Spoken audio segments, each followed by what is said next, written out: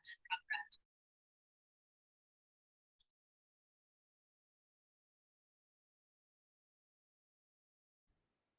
Assalamualaikum warahmatullahi wabarakatuh. Jadi saya di sini dari kelompok 8. Nama saya Muhammad Habibie Bilin Sukma.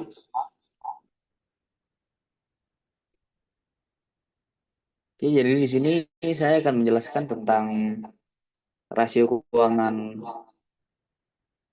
PT Astra Internasional Terbuka. Pertama itu dari rasio keuangan, rasio solvabilitasnya. Terlihat dari 2018 itu debt to equity ratio-nya ada 7,50, meningkat ke 2019 yaitu jadi 11,90. Nah, pada tahun 2020 itu masuk ke pandemi, makanya ada penurunan sehingga tahun 2021 mulai meningkat dan 2022 tetap stabil.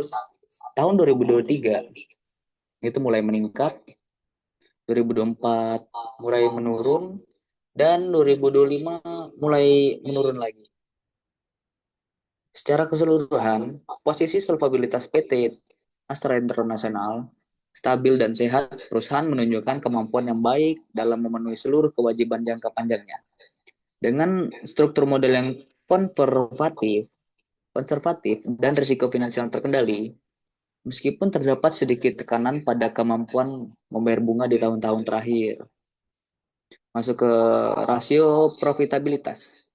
Net profit margin pada tahun 2018 itu 11 dan stabil sampai 2020.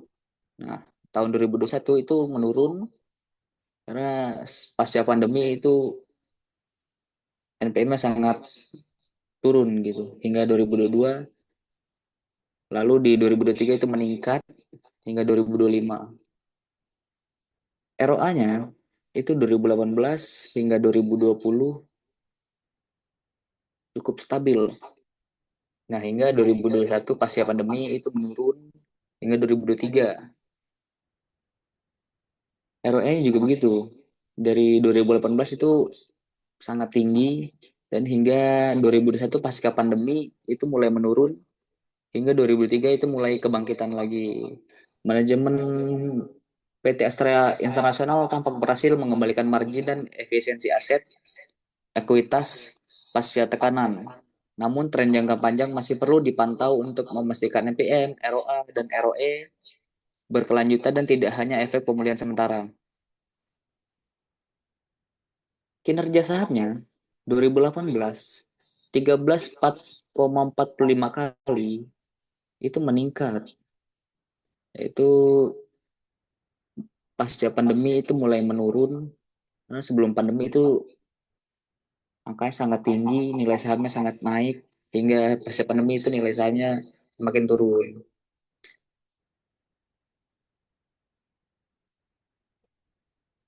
Ya, penurunannya bertahap dari 2018 sampai 2024 menunjukkan adanya derating valuasi, pasar memberi kelipatan laba dan buku yang semakin rendah karena kekhawatiran atas pertumbuhan, kompetisi otomotif dan siklus komoditas.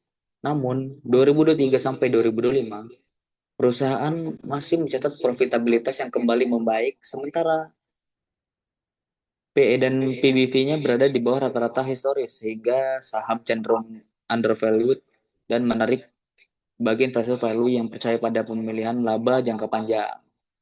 Rasio pertumbuhannya pada tragedi pandemi itu pertumbuhannya menurun dari semua rasio pertumbuhannya. Dari tahun 2021 sampai 2005 itu mulai terdapat kestabilan dari rasio pertumbuhannya. Perhitungannya juga begitu. Dari aset hingga equity itu pasca pandemi itu mulai ada peningkatan lagi. Jadi PT Astra Internasional menunjukkan pertumbuhan aset yang fluktuatif dari 2019 hingga 2025 dengan penurunan pada 2020 akibat pandemi. Diikuti pemulihan konsisten, pertumbuhan ekuitas dan penjualan, juga rebound kuat pasca 2020. Sementara liabilitas meningkat stabil. Bisa dilihat dari perhitungan angkanya, dan rasio pertumbuhannya. Baik, cukup sekian dari saya. Saya Muhammad Hayubi dari kelompok 8, izin pamit. Wassalamualaikum warahmatullahi wabarakatuh.